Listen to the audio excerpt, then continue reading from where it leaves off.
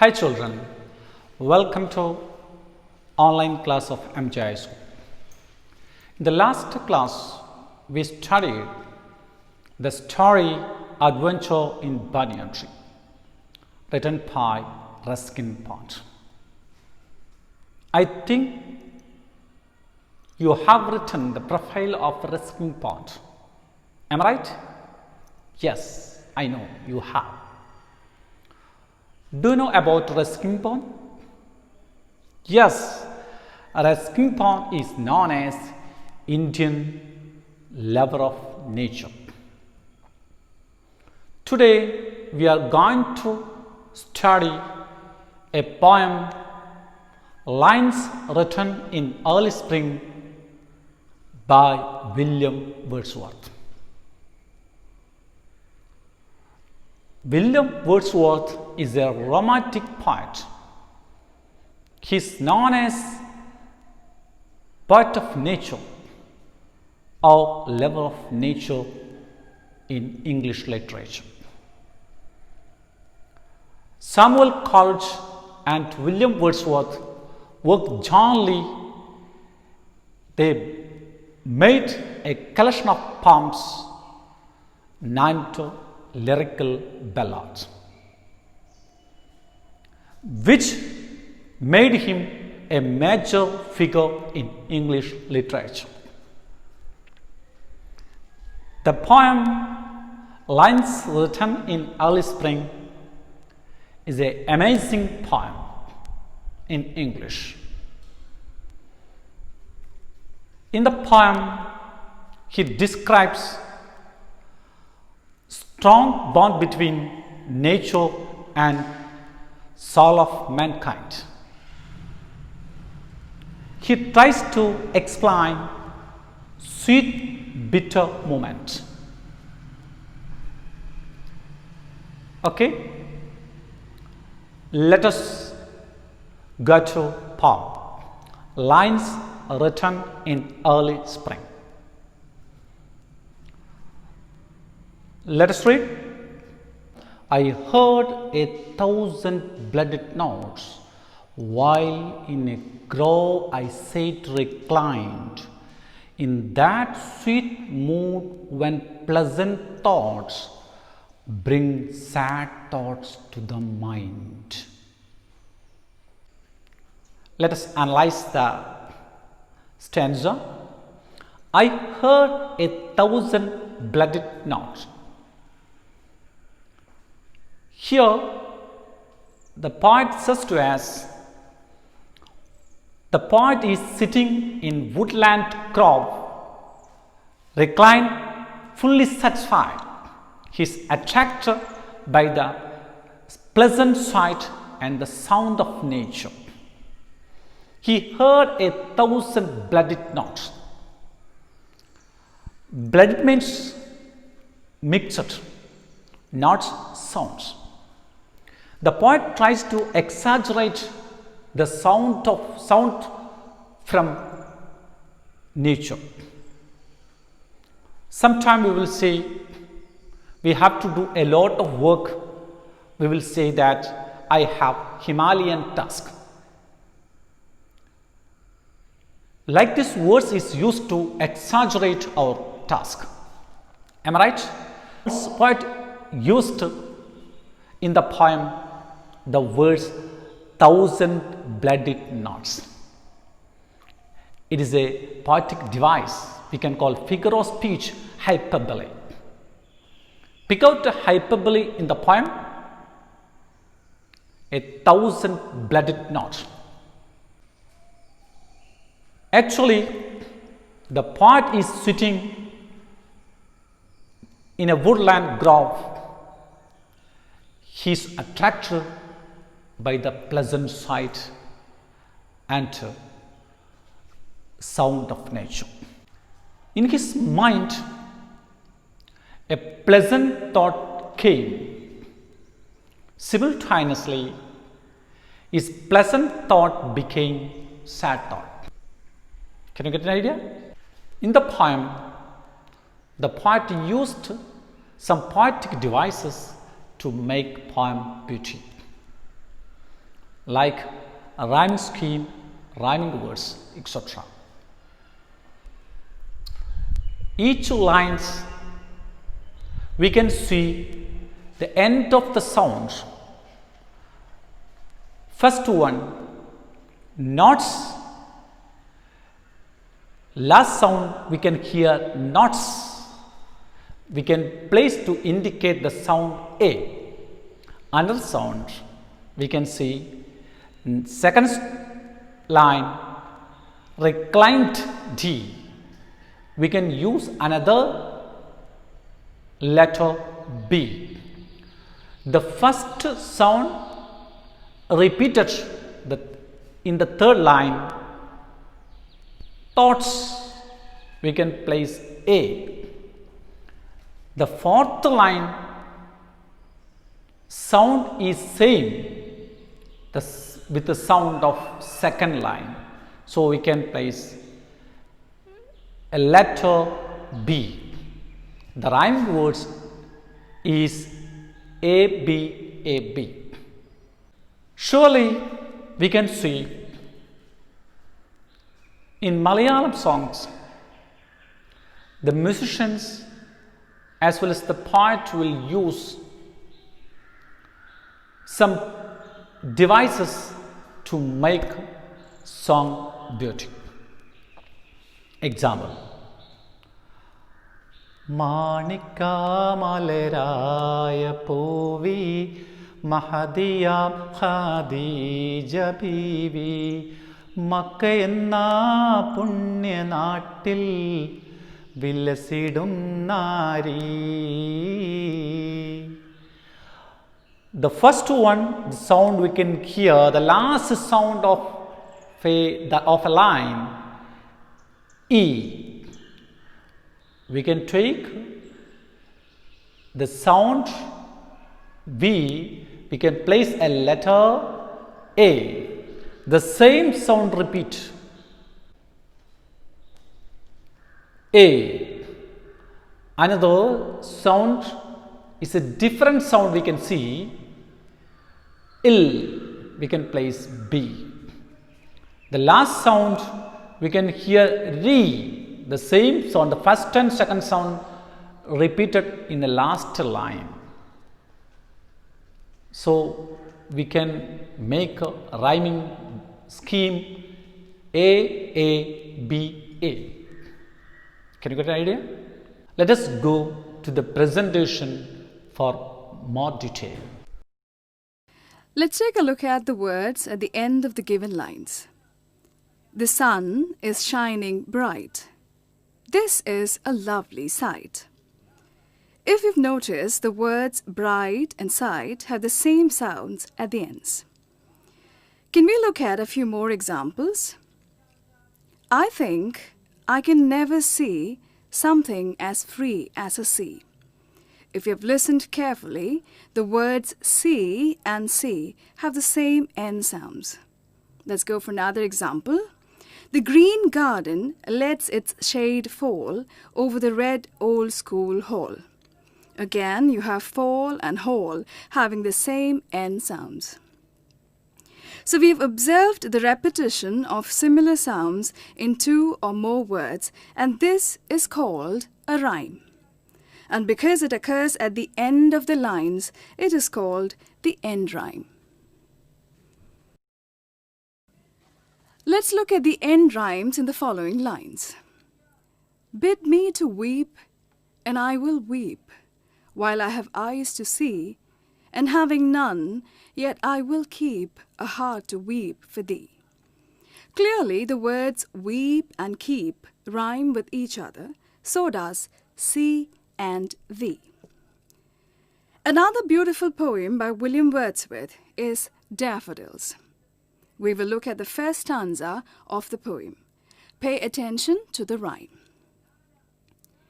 I wandered lonely as a cloud that floats on high over vales and hills, when all at once I saw a crowd, a host of golden daffodils, beside the lake, beneath the trees, fluttering and dancing in the breeze.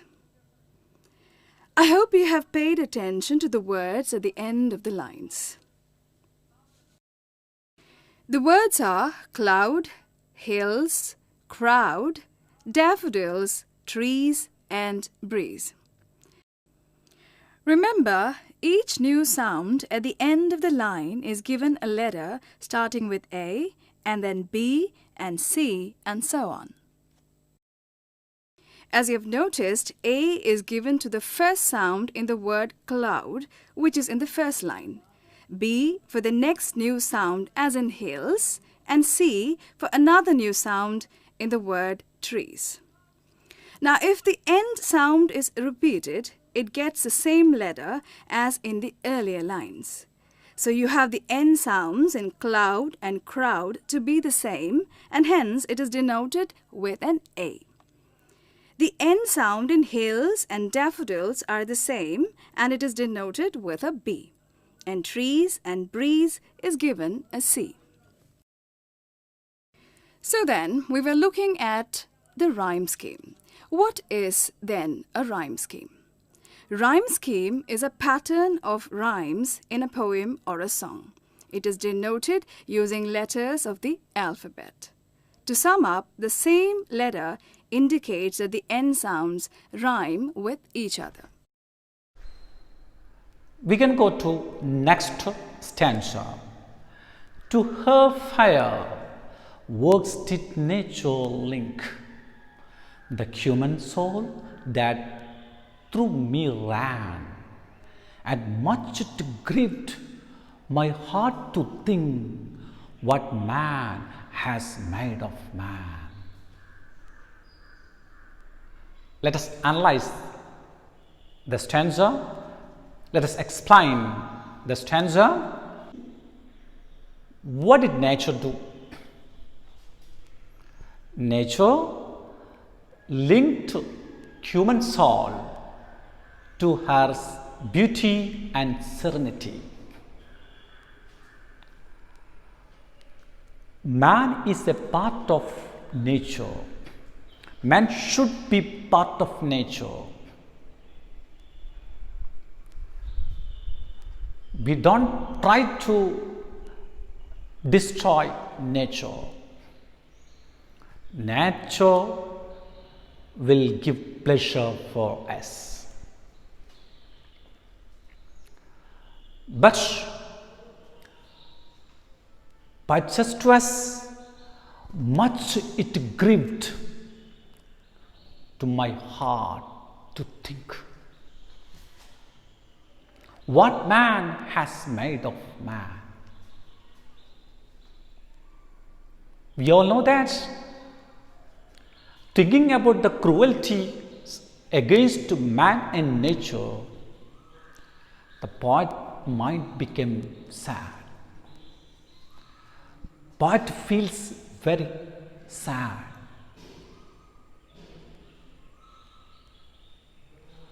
We can hear a rhythm. What man has made of man?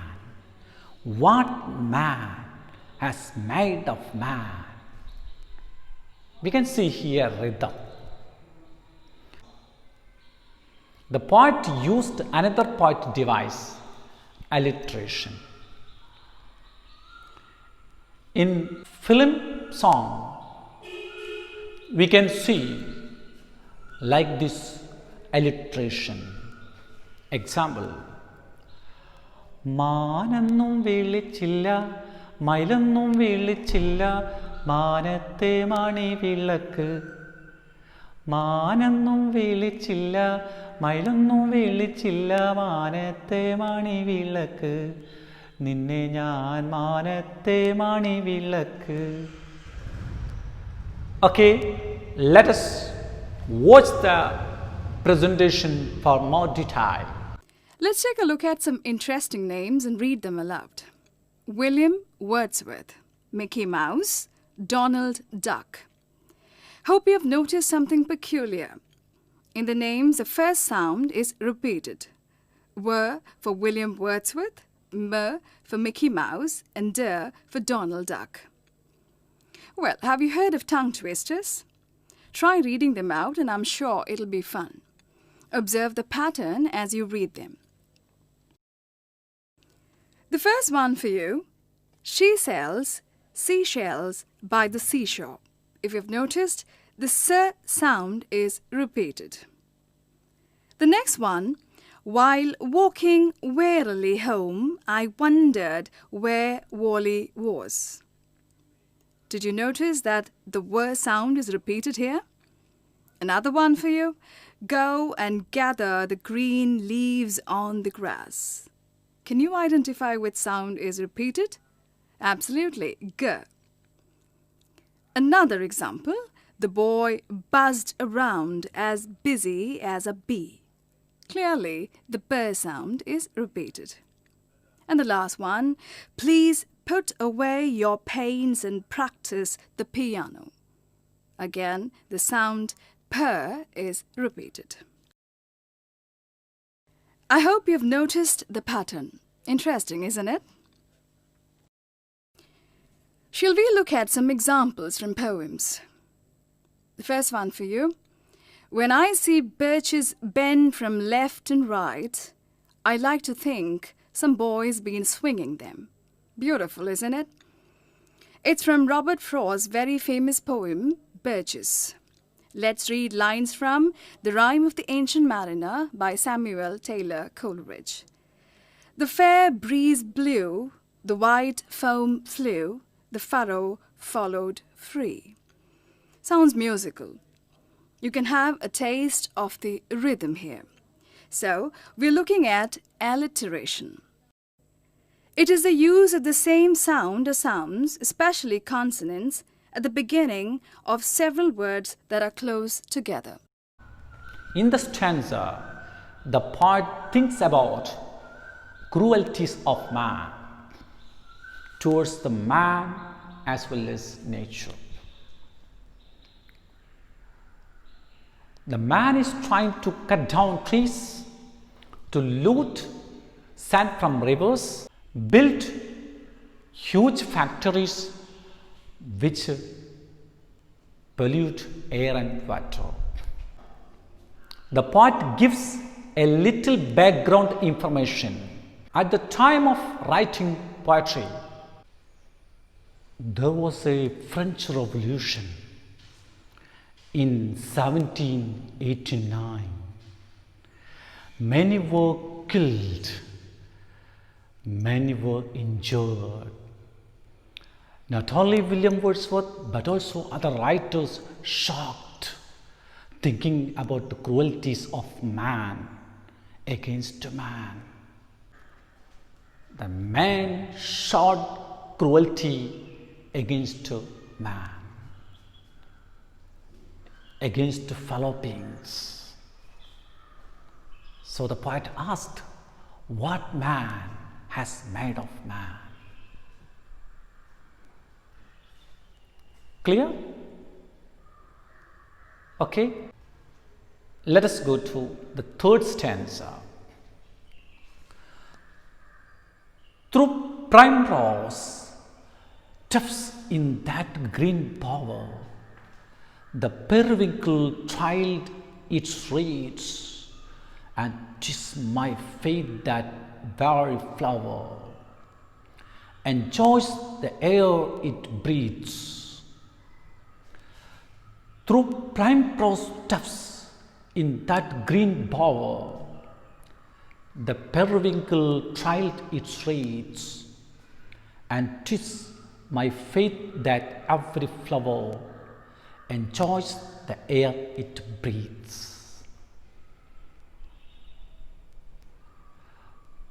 Poet describes the beauty of nature.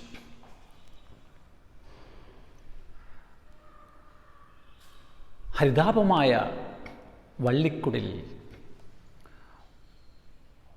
വള്ളിച്ചെടിയായ പ്രൈംറോസ് പെരുവിങ്കിൾ ചെടിയുടെ പൂക്കളുടെ മുകളിലൂടെ പടർന്നു കയറുന്നു. എന്തൊരു സൗന്ദര്യമാണ്. Here poet indicates that every plant and flower live in perfect harmony. They are trying to embrace one another. We all know the roots of every plant hung to one another under the earth. They are living in perfect harmony. What a beautiful sight. This is my faith. The poet says to us, I believed that every flower enjoys its existence in the world. But human beings try to destroy, perish nature. There is a lot of pleasure given by nature. But human beings, man, tried to destroy the nature. What a pity. Let us go to fourth stanza. Birds around me hopped and played. Their thoughts I can't measure, but the least motion which they made, it seemed a thrill of pleasure. The birds around me. Let us analyze the stanza. Let us explain the stanza. Birds around me. Hopped means hopped, jumped and played. But I can't measure the thoughts of birds because they are enjoying in the world. I came to know that, the poet says to us that, I came to know that the smallest movement of bird give us pleasure. Least means smallest, motion means movement. The smallest movement of birds give pleasure to human being. Clear? Let us go to the fifth stanza. The budding twigs spread out their fan to catch their breezy air, and I must think to all I can that those pleasure there. Let us analyze the stanza. Budding twigs, new twigs try to spread their fan, means leaves, to catch the breezy air. The leaves of plants try to touch the breezy air. Here, the poet used a poetic device, personification. What is a personification? Non-living things shows the quality of person. It is known as personification. Here we can see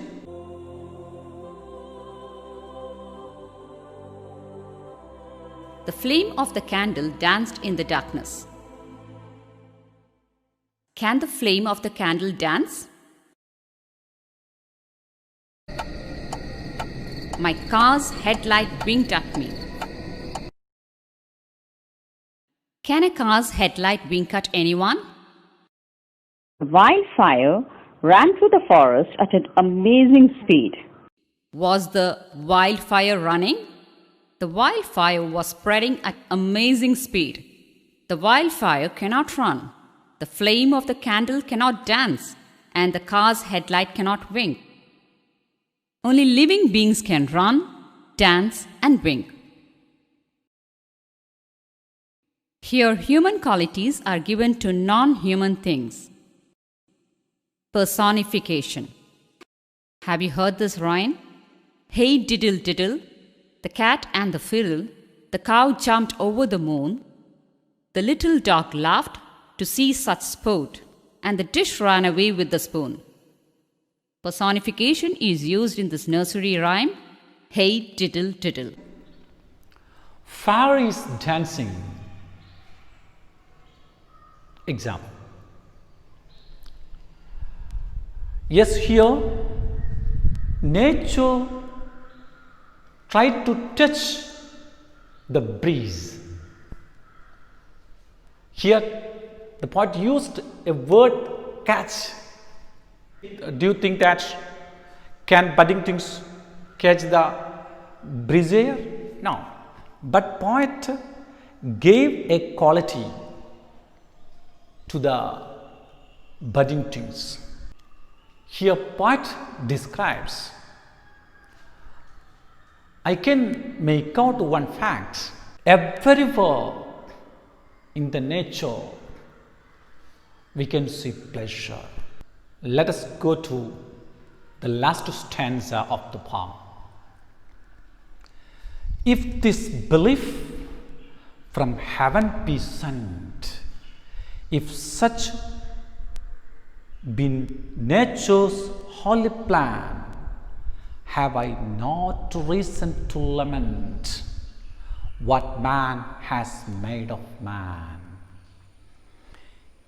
If this belief from heaven be sent, if such be nature's holy plan, have I not reason to lament what man has made of man?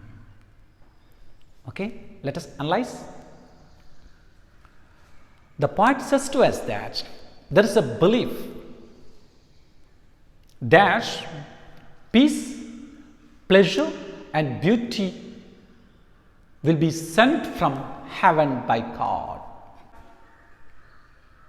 What are the things sent from heaven? Peace, pleasure, beauty are sent from heaven by God. It is a belief. In the last stanza, the poet asked himself that what for I am crying? Why do I lament, thinking about the cruelties of man towards nature and human beings? Peace, pleasant and beauty are sent from heaven by God. I don't want to lament. The poet has shown a relief from this belief. Here we can see that the nature holy plan. What is the holy plan of nature? Holy plan of the nature is to provide pleasant peace and beauty to human beings.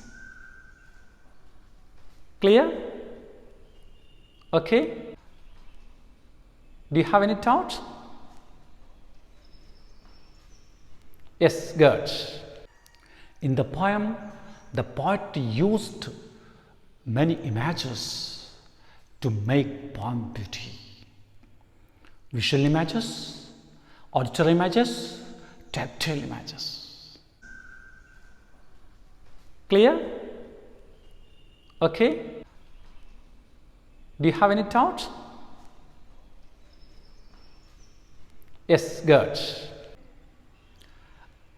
I can give two assignments based on the poem. Prepare a profile of William Wordsworth. Next, prepare the appreciation of the poem. Let us bind up the class. Thank you very much.